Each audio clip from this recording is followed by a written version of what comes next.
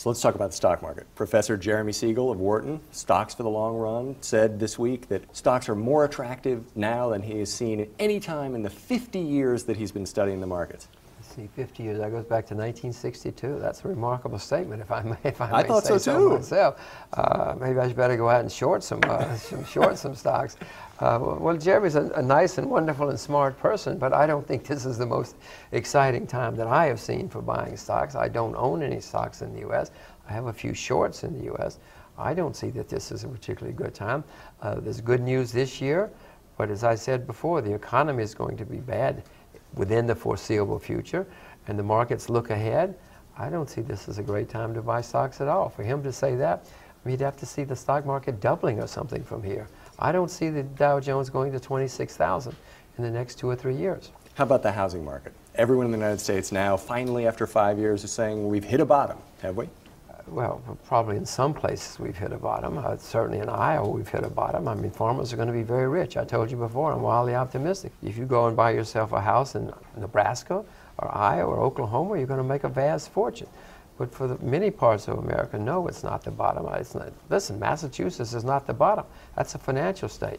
I'm very pessimistic about the financial industry for the next 20 years. So lastly, gold, the dollar.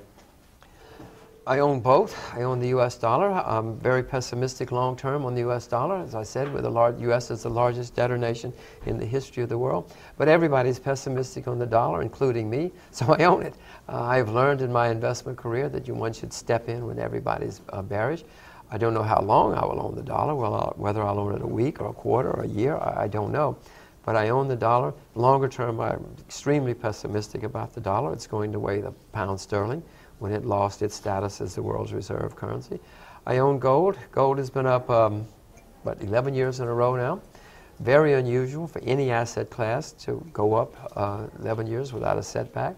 It's correcting now. I would suspect that it's going to continue to correct for a while. I have no idea. I'm not any good at market timing. I'm the single worst market timer in the world. Somehow I don't believe that. But I promise you, it's true. I wouldn't make that up.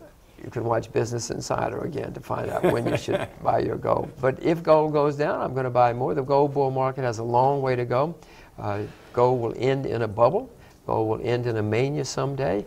But this is nowhere near a bubble yet. But maybe by 2019 or 2021 or something, probably gold will be in a bubble, and I hope I'm smart enough to sell it at that point. In the meantime, if you don't own any gold, I would urge you to run down and buy yourself some gold. One more, oil.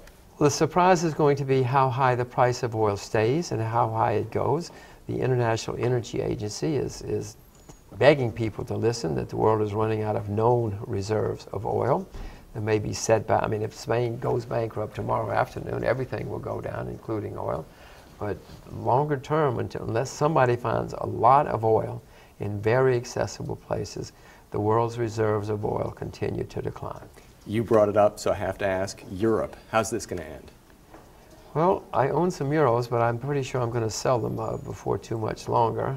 They're going to have some more crises. The situation in Europe, they all talk about austerity, but every single European country has higher debt. The debt continues to rise. I think maybe there's one where the debt is going down. But they're all increasing their debt. And to repeat, you cannot solve a problem of too much debt with yet more debt. And so this is all going to end badly for the West. Throughout history, people who get into this kind of shape have crises and semi-crises repeatedly. This is what's going to happen to the West, I'm afraid.